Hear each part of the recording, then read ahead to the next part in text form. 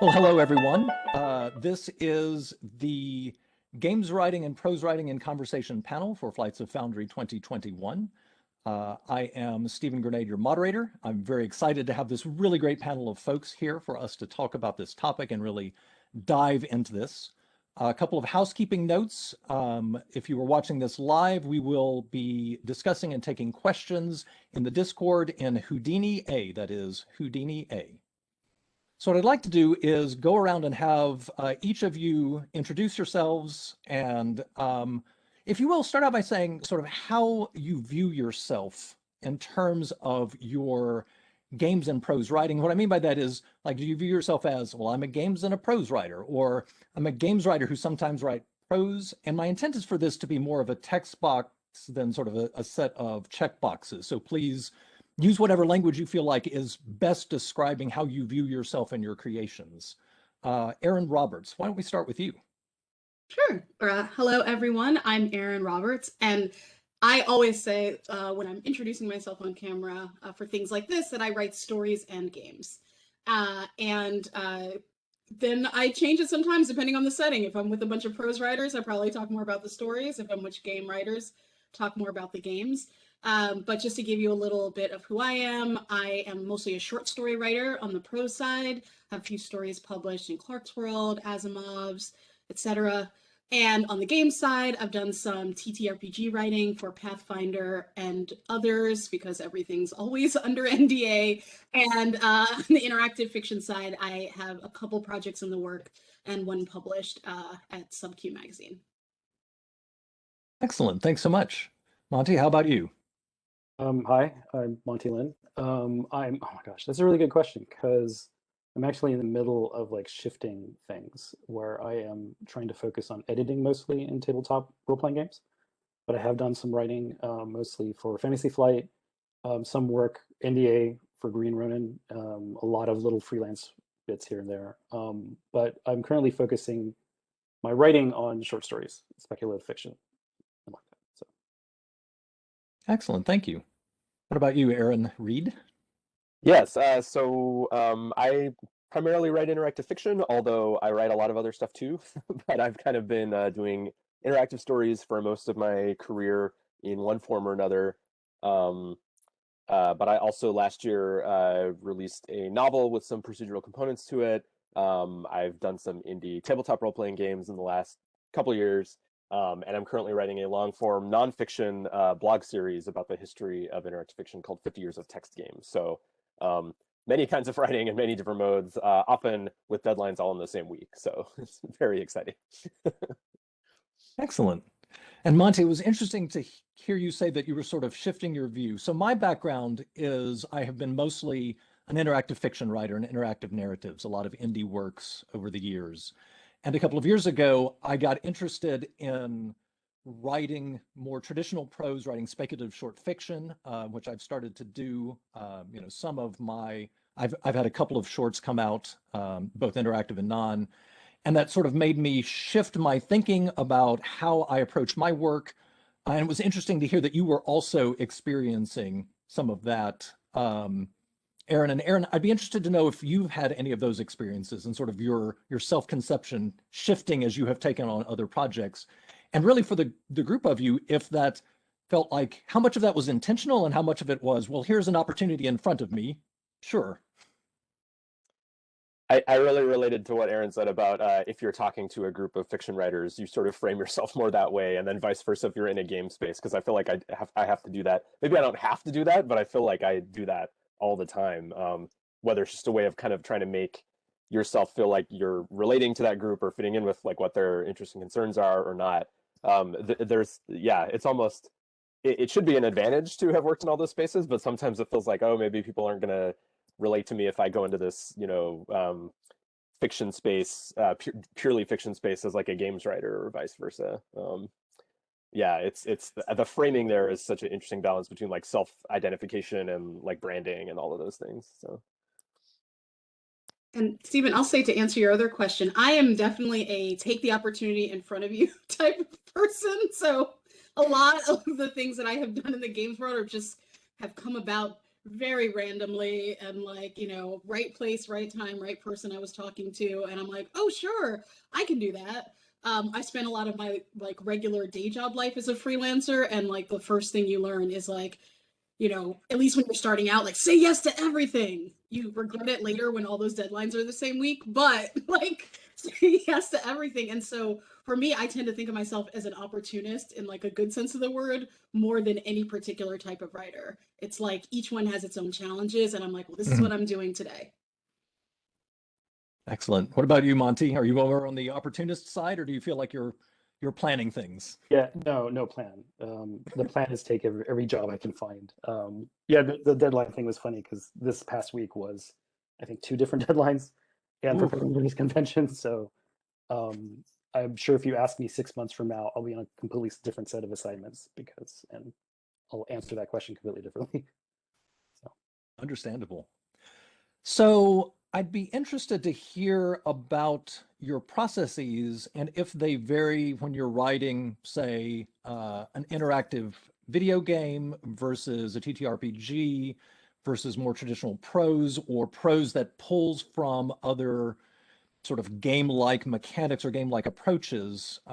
Monty, I know you've worked in a bunch of these areas. I'd love for you to talk a little bit about what does that do in terms of your planning and drafting and writing and revising and ways in which they are different and similar among these approaches. um, I'm actually very Just explain everything. Here you go. Go. Yeah, I know. I'm actually very deadline based, unfortunately. So if I have very strong deadlines, that's literally how I frame my brain around certain things. So, for example, I'm actually writing for a mobile game right now. That's mobile always is everything needs to be done now, it seems like. And so I have to literally structure my brain around the like weekly work compared to like tabletop, traditional tabletop kind of works like publishing, so it's a little bit slower. You have months sometimes, especially this past COVID year. It's been almost years. um, so I don't know if that answered your question, but it literally my deadline. So panic seems to be potentially an aspect of your process. Yeah, I would. I definitely can relate to that.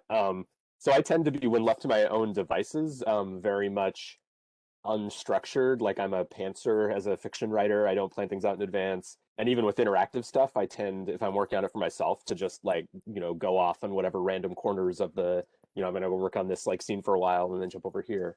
But I actually find I really appreciate it when structure is forced on me, particularly by people who have found methods of structure that work. So I wrote a book for Choice of Games a couple of years ago now, and they have a very sort of, or at least they did at the time, a pretty strict like outlining process, and then each chapter, your like major choices get signed off on to make sure that they're providing the player enough interesting choice points and all of that stuff. And that was really helpful for me. And part of the reason it was helpful is because I knew they had gone through that process with like 24 other books before mine, and they had refined it to like really produce a satisfying, compelling interactive story. So even though it wasn't my normal process, I was like happy to slide into that machine that they had developed for getting content out the door. And similarly to that, this blog series I'm doing, I have a new piece that goes up once a week, and that has like really forced me to be much more diligent about scheduling. Like, okay, Tuesday is the day I have to have this done. Wednesday is the day I'm getting to this point or whatever. So by nature, no, but I appreciate when I'm forced into those more rigid structures. And I'd say that the process of the storytelling process for me is often the same. So just like I am telling this story once I get into the story part, which I think of as like painting a room in a house. But the different types of writing that I'm doing are like totally different houses. So like in interactive fiction, I got to be like, how does this house even work? One of the great things about when you're writing prose is like everyone agrees that like it's words that go in order on paper. You never have to think like, how do people have conversations? Like, do they have options? No, there's like, it just goes kind of forward. And so like the house structure is kind of there and you're just deciding what's in the rooms. In interactive fiction, you're building the house and then painting the room. And I would say with like tabletop, it's very much like somebody else handed you a room and was like, it needs to be a shade of blue. But like, you can decide if it's a gradient. So you're working within just much stricter constructs, especially if you're working for like a big company. They're like, this section needs to accomplish this, and Hmm. like this is what you're trying to like do with it. But once I've like figured out the kind of the framework, I think I kind of fall into regular storytelling mode. But a lot of different time is spent in figuring out what that framework is first, depending on what I'm writing. That's really interesting. I certainly feel like I have different modes depending on what I'm doing, and that they differ a lot from project to project and from medium to medium. I know that I will, for example, in a short story, like obsess, like, what is the rhythm of this line? But I'm also in the middle of a long choice of games project right now, which is very much to me like, I got to keep shoveling this coal or the train is going to stop. There's so many words, keep it going. But it's also that because there are mechanics and there's like coding aspects, but then there's prose aspects, I find myself wanting to clump the coding section to get like, I'm going to do coding and sort of outlining of choices and rhythms, and these are the mechanics that'll show up. And now I'll go and do prose and make adjustment to the coding, but try to discretize those a little more. And I'd be interested to know if any of you have had a similar experience. I tend to really bounce around. Like, but if it's something where I can do coding, right? Like if I'm working in Inform 7 where there's a lot of code mixed up with stuff, I tend to really bounce back and forth between tweaking the systems and tweaking the prose. If it's a language more like ChoiceScript where it's more straightforward and there's less, you're not doing complicated things on the coding level, then yeah, like I think I did that with my choice of games book. I sort of like put in an outline of like, here are like the 5 choice points in the scene, and I'm going to go through flesh it out. But I think it's just because my brain tends to be like a pinball bouncing around. Like it's hard for me to say like, okay, I am now going to write 15 paragraphs of prose in a row. Like I'd much rather write one and then jump to another part of it and then jump back, right? And I'd say I bounce back and forth too, partially because I make a lot of poor choices as especially when I'm writing interactive fiction because I'll be like, wouldn't it be cool if like when you ask this question, like the person would refer to something you said 20 years ago, and then I'll be like, but wait, how? And then I like go off on a long tangent where I try to figure out the actual mechanics of like how does this work? And then like 10 days later, I figured it out or I didn't. And then I come back and I'm like, oh, yes, I was just trying to write this one sentence. So it's very easy for me, especially in draft form, because I am a pantser. I tend to pant some of the coding and structure as well. And then, but the minute I find there's an issue or something I want to do, I immediately go off to figure out how to do it and then come back. So it's very like stop and start in a way that I would say prose writing isn't, because I may be stuck on where to go next, but I'm not stuck on like, oh, now I have to go code some stuff. That's like a danger I think of interactive fiction writing for people with brains like ours is you can expand one dialogue line and be like, well, if there should be a whole little conversation tree if you get into this, and then each note of that and you can just like spend as much time as you want on any rabbit holes anywhere in your project. So yeah, it's dangerous. Yeah, expanding scope is very different. Like in a story, you're not like, oh no, I expanded the scope to another 10,000 words. Like you just kept writing. Like, you know what I mean? It's not I like you're mean, like, you know, blowing it up. counterpoint, I've tried Flash before, and then all of a sudden, like, oh no, it's not anymore. It's my story scope creep. Yeah. Monty, what about you? Do you feel like you sort of chunk your processes when you're working in the different medium? How do they vary? Okay. Um, so this is an interesting example. Again, this mobile project that I'm on. The first thing I had to figure out was the limitations of the game, like what you can't do. The narrative designer I was working with kind of dinged me on this one line where I went, oh hey, the base over there. Well, there is no gesturing. There's no like map to work with, and so it's like I can't say over there because the player is like, I don't know what you're talking about.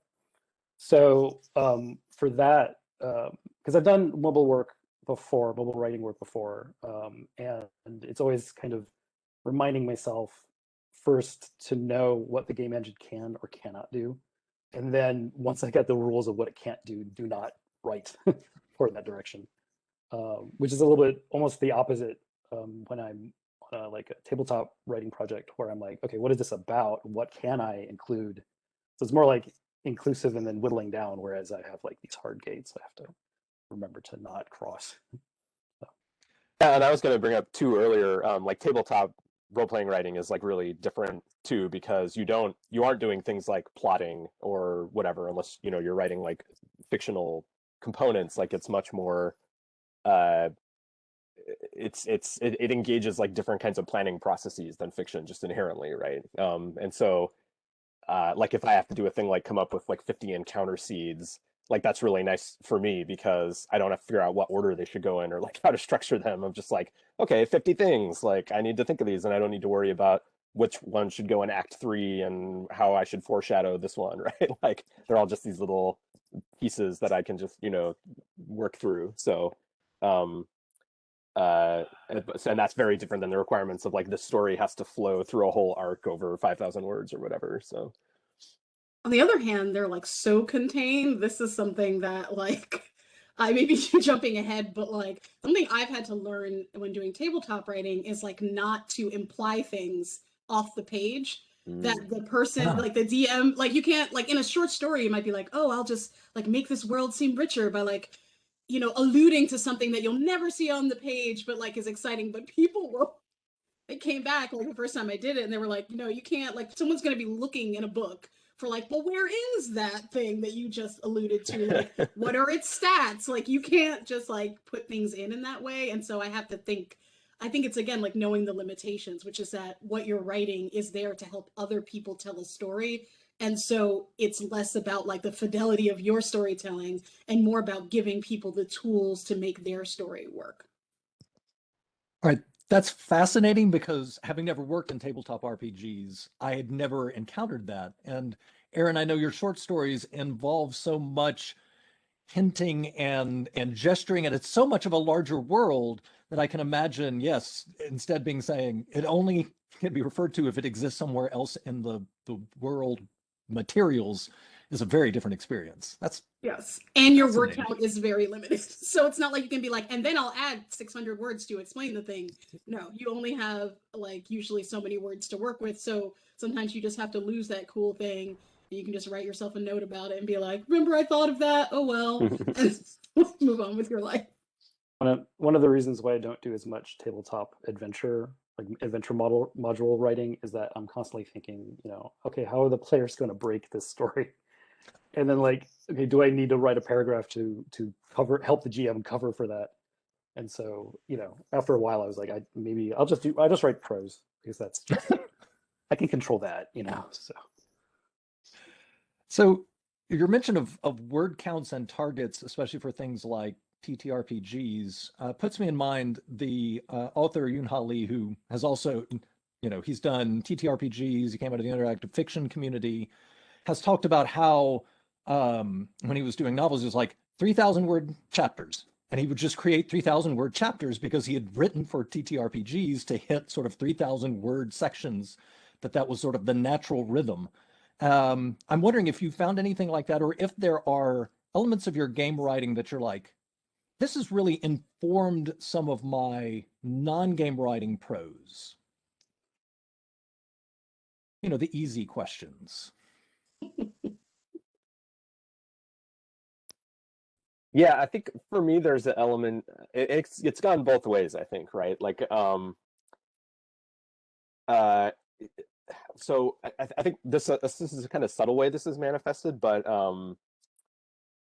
after spending so much time writing interactive fiction, it felt like it got way easier for me to plot out um what my characters would do next. Like I would almost never get in a place where like kind of I'm stuck about what should happen in the plot or how would this character react or whatever, because I spent so much time thinking in the mode of like, okay, the player might try anything at this moment. So what if they did this? What if they did that? What if they did this? Right.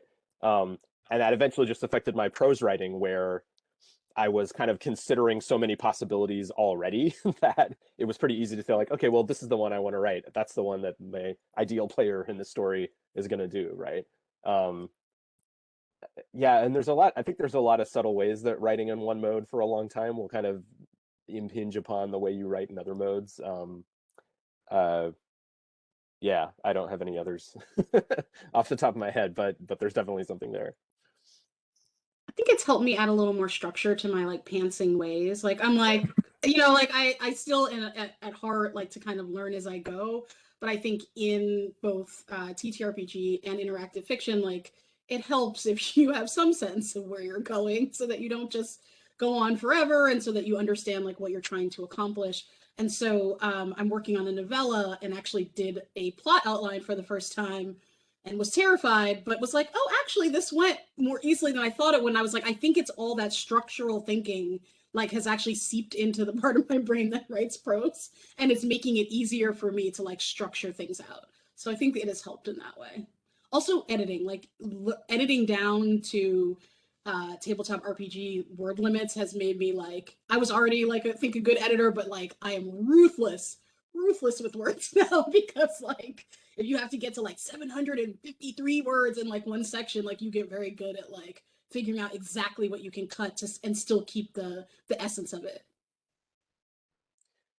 Yeah, quick follow-up on that, and then I'll turn it over to Monty. But yeah, that's a weird thing with interactive fiction too, is that you often don't really have those kind of space constraints, right? Like there aren't really practical limits in the modern era on how large an interactive story can be, so things can just balloon out indefinitely. Whereas that's totally different than if you're trying to hit like a 4,000 word count or whatever, right? So You know, I think I'm trying to think about it, but it has to have affected my prose writing because I used to write like 15,000 word short stories, and now it's like, 3,000, 4,000. Like I need to get to the point really quick. I can't like meander. So I guess I must have to. Interesting.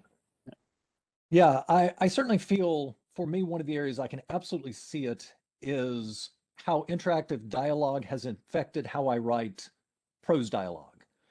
And I think so, like, part of my background is in acting. I have that lovely BA in acting. And so I'd gone through the actor training of like, take a text and try to figure out what is the voice, how are you presenting it, what are the currents of emotions happening. But then going into interactive fiction where I was doing choice-based narrative dialogue and trying to figure out how to structure that so that you have interesting choices of things to say that lead naturally to more interesting outcomes, but then come back and don't branch out forever and come back in, which, by the way, there's a great John Ingold talk on interactive narratives that I would highly recommend. But that's really shaped my thinking about prose dialogue and saying, okay, let me think through those options, sort of related to what you were saying, Aaron, about, what are the options and can I pick things that are better and more interesting instead of, well, this was the first thing that I thought of that this character might say. I sort of pre-edit, although it can definitely lead to paralysis where I'm just like, right. Another really quick one that I just thought of is I think my tabletop role-playing writing has made me much more concise at describing things because, you might have a thing where it's like, okay, I have one sentence or one, small paragraph to like paint a picture of this location or this character or whatever. I just have to squeeze in a couple words and phrases that are really going to like bring it to life in the mind of the reader. And I think my prose in the past, maybe I would spend way too much time trying to like describe the exact details of things. And I think I've gotten much better at being like, nope, I just need to find like the couple keywords that are going to like bring this to life for the reader, right? And I think that's helped me a lot as a regular prose writer. I also think maybe it helps with transitions. I can't prove this, but my theory is that like, especially from interactive fiction writing, like people may come into like a block of text that you've written from several different points. And some of the things that I like bang my head over is how can it sound natural? Like, even though there are 16 ways you could have gone down this road, it should always seem well paved and smooth. And I think because of that, like I've gotten better. I hate transitions in prose writing. Like, I think one of the reasons I write short stories is I'm like, there's only so many transitions you have to write. But I think because of that, I've gotten better because I'm like, I've had to think about 16 ways to transition like 2 words of dialogue. And so because of that, it works better in a prose setting. No do you promises. find that, sorry, I said no promises though. Go ahead. do you find that there are ways in which if you're working in multiple media and in multiple modes that you kind of get grit in the gears, like you're writing prose, but some of your work that you've been doing on the games things, you find, I guess, sort of crosstalk where the non-transferable skills may trip you up? I don't think for me. I think if anything, it's the reverse for me. Like having a variety of different projects to jump between actually, I think makes me better at each of them because I'm not getting as stuck in the same mental ruts. Yeah, I'd agree. Yeah, same here. The Awesome. biggest issue is just time. I think the biggest issue is Right, time. yeah. There's definitely energy motivations if you're Yeah, like switching you to your take on third too much. project at Yeah. 10 p.m. on a weeknight or whatever. But If only if we had endless time, we would have no problems at all. If only. So this is kind of a weird question. Have you ever tried to smuggle in like games into prose writing? Um, like I think about I don't know if any of you have read Natalia Theodorodou's short story. I gotta look up the name. Georgie in the Sun came out in Uncanny Magazine a little bit ago, and his story has the elements of a text adventure in the middle of this story, and it's really good. I highly recommend it. But if you've ever tried to like say, what if I did prose that looked like a game? It's funny because I was on a panel earlier in Flights of Foundry about how to put games in fiction. So if you want to hear people talk about that for an hour, check that out. Anyone who's watching. But I also, I personally do not. I like to read games in fiction, but I feel like I think by the time I've thought enough about the gamifying of it, I'm like, I'll just make a game at that point. Like that Interesting. doesn't instead of putting it in because usually like I'm then trying to accomplish a sense of control that the reader slash player has. So a lot of times like when deciding like which like do you want to write prose or do you want to make this a game or do you want to like make a whole tabletop role playing system around it, it's really about like how much control do you want, how much freedom do you want the person to have, like, and so yeah, by the time I'm like, this game here, I'd probably just make a game. Monty or Aaron, either of you? It's funny. I actually have a slightly opposite thing going on.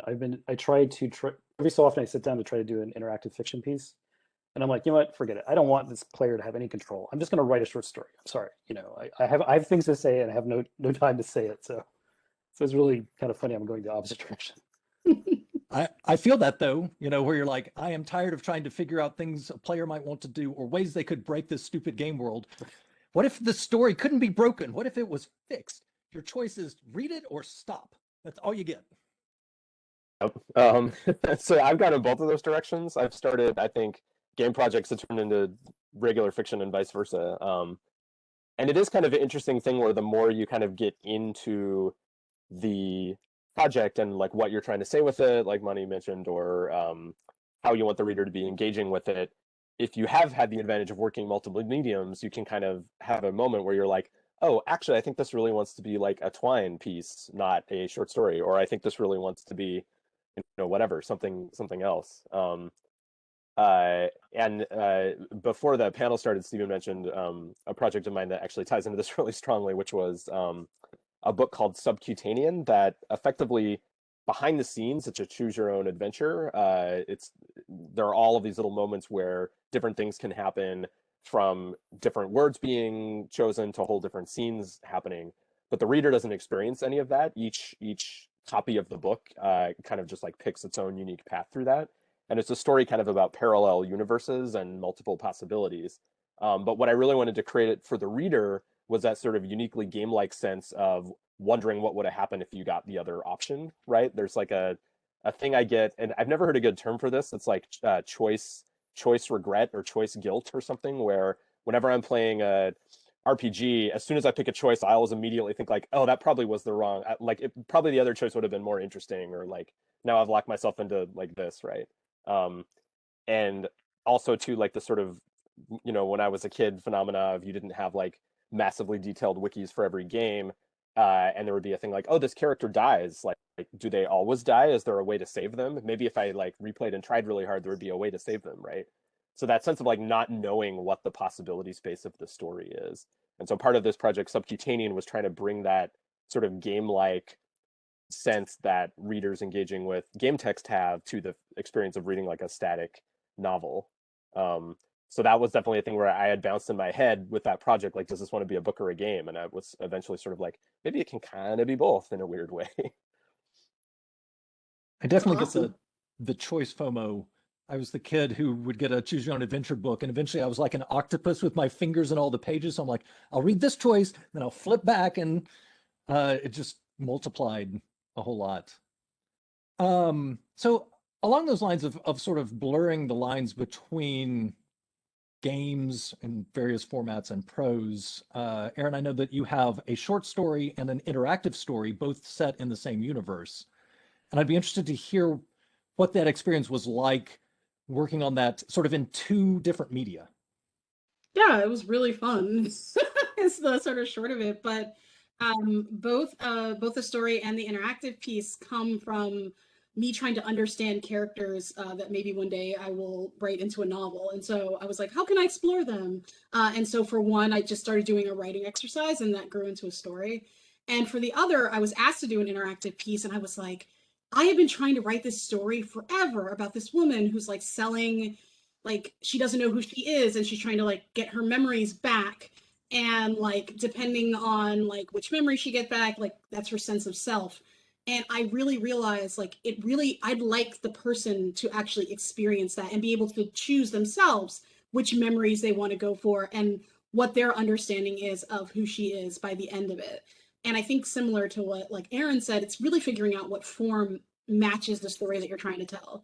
So lots of different procedurally generated books is parallel universes. And for me, like not knowing who you are and having to like purchase your memories, it really worked well with like an interactive format. So it was really great to try to figure out just what's the best way to tell this particular story. And that one I had tried to write as a short story repeatedly and it just never worked. And then when I went to put it interactive, I was like, oh, boom, this is it. Like, this is exactly the thing that I've been missing because it helps to give some agency, some more agency to the character because literally you as a player have to control what she's doing.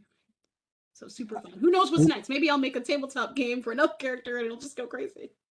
But I love that click where you have a story and then you put it into a form. You're like, oh, this is the form it's supposed to be in. And that story is in the late lamented Sub-Q magazine. It's really excellent. Folks should check it out. I'd actually like to loop back to something that Aaron Reed, you said much earlier about how you present yourself and, hashtag branding and how, you deal with the different communities, because I feel like you'll touch on a bunch of different communities that are sort of like archipelagos in a speculative fiction chain of islands. Both Aaron, you've gone through an MFA program. Aaron Roberts, Monty, you've both had the experience of being in an intensive speculative fiction workshop, worked in mobile games. And so I'd be interested to see how you navigate that as sort of the dreaded hyphenate. I'm a this hyphen that hyphen the other, and what that's been like for you. So one thing that's interesting for me is I've actually done probably a really poor job at branding myself over the years because I bounced between so many different worlds. And so when I sort of by necessity self-published this book Subcutanean because like it had to be print on demand, right? Like it couldn't be a traditional book. And so I kind of got into following like, the subreddit for self-published authors and like trying to figure out how people navigated that whole world. And it was interesting because those people, at least the particular community I was following, was super into like, okay, yeah, if you're going to write in two different genres, you need two different pen names, right? Like you want to have totally separate like audiences for each of these niches.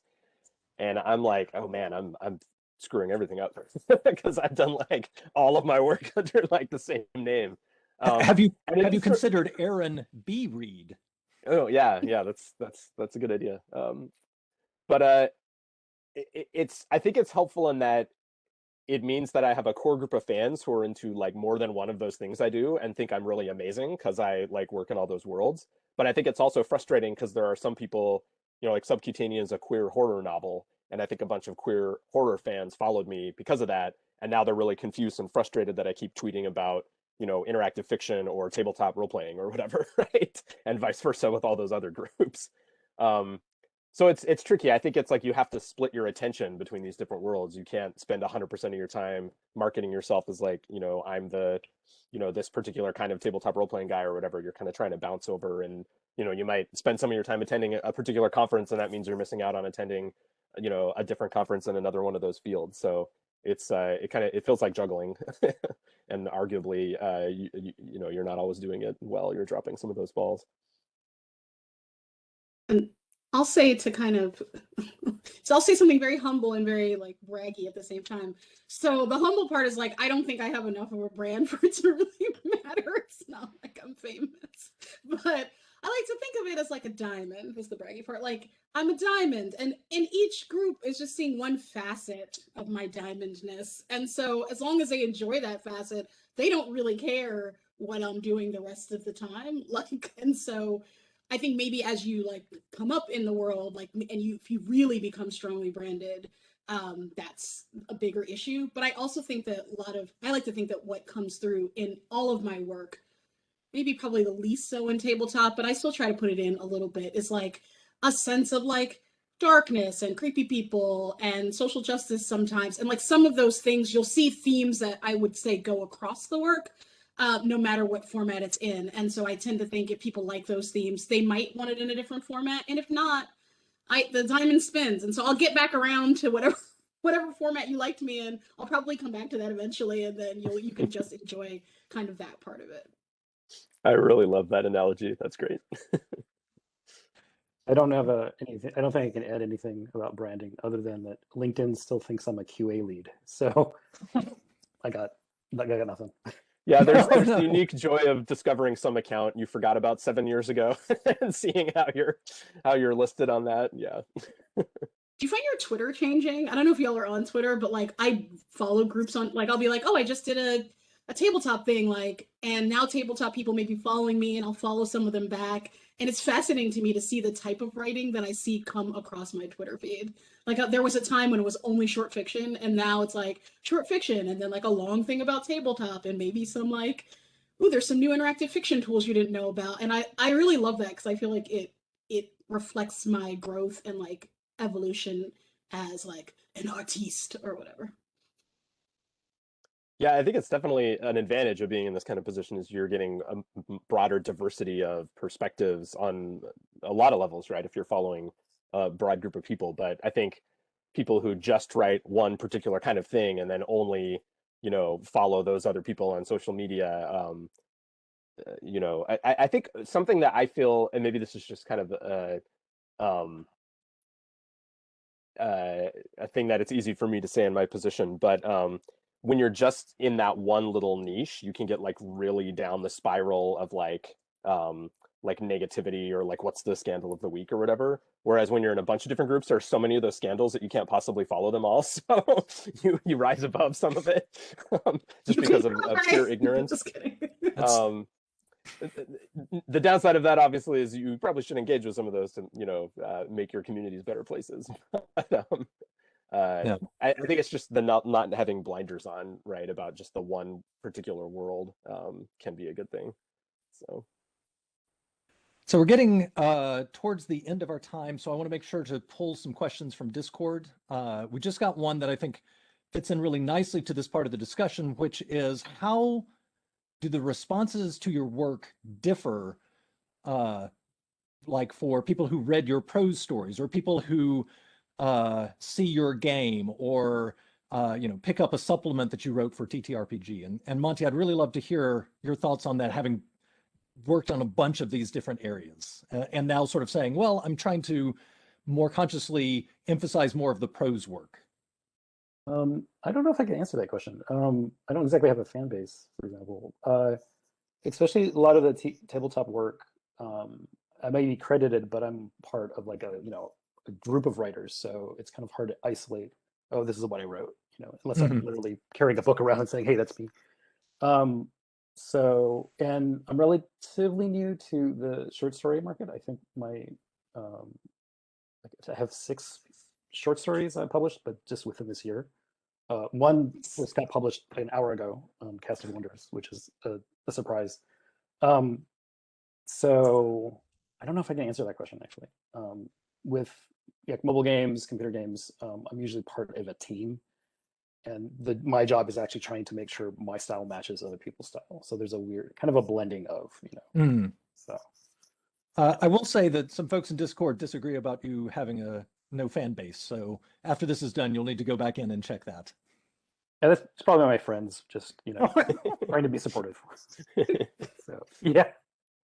I would say I think you get different. I don't know if people respond differently, but when working in other people's IP, so just like anything that's like, and like, so this works for both mobile, like I write for a Zombies Run mobile running game, and for like tabletop stuff, like you are part of a much larger community. There's something a little scary about that. Like you could write something and like someone will put it in like their wiki, like about, this like world, and you're like, oh, well, hope that was okay, and people can build on it in a different way. So I don't know that it's like this type of writing, but it's more just like when you're in a bigger community, like you get a bigger response versus like your story could like come and go, and like that's the end of that. And it doesn't like sort of live on beyond you.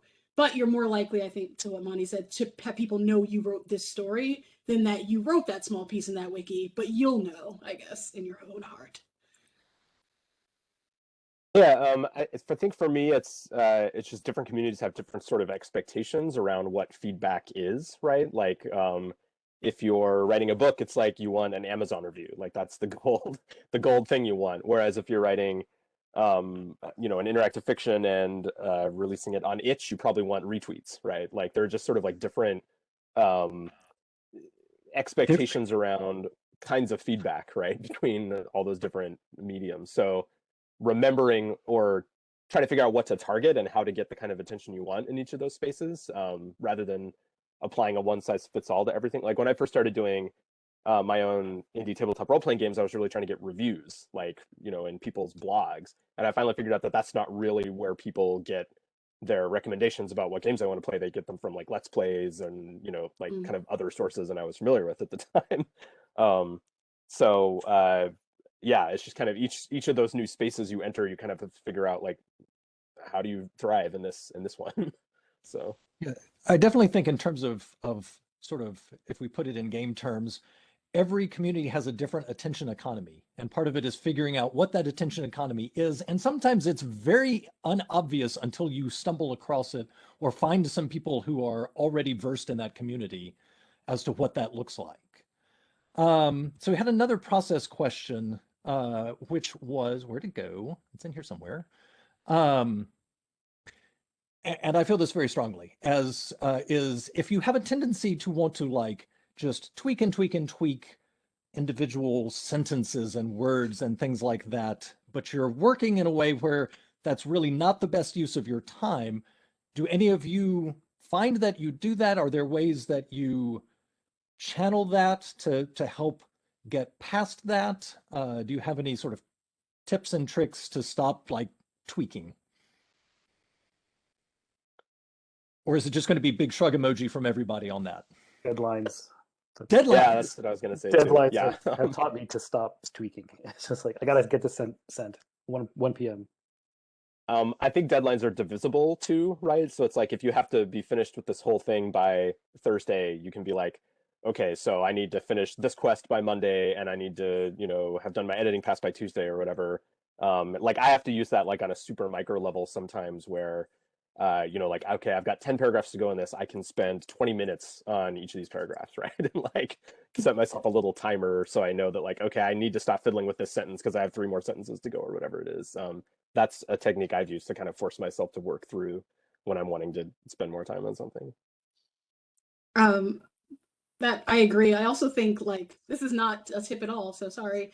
But I find that my bad habits like creep into new ways. Like in each type of writing, my bad habits like show up differently. So in a short story, I do a lot of like tweaking of individuals, like comma shuffling and all that.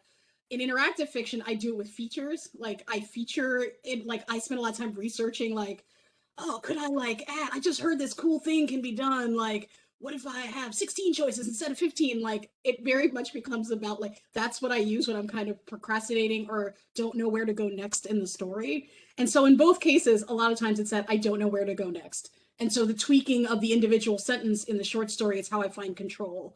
And the researching of a new option is how I find control in interactive fiction. But both times it really needs to like, I need to be like, I need to figure out where the story is and like maybe take a step back, step away from the computer, take a walk, if it's me, talk to my cat about my story process, like what should happen next while she meows at me, and then figure out like where to go from there. Aaron, have you heard of storylets yet? Yeah. That's my new mechanism I'm going to fiddle around with. Let's talk about that, because I'm working on a project now that is filled with storylets. So excited. I have had to force myself. I have ended up sort of with daily deadlines because, due to day job and other things, I have a very limited amount of time to write. Like I can generally carve out like an hour. And after a while, I actually started keeping a notebook just sort of to write down how did I feel about what I had done. I found out if I was trying to hit a target, I would really make myself anxious. But if I wrote it down sort of like as a thermometer rather than a goal, then I could sort of see how things were going and get a feel and say, oh, maybe I need to step back for a little bit. Oh, this is going well. Maybe I can push this forward. And there's the question asker has some follow-up in the Discord, but since we're almost out of time, I want to get to this other question, which I think is really an interesting one, which is, if you like games and you like game writing, but you've not done it in any sort of shape or form, or especially not in any kind of paid capacity, how do?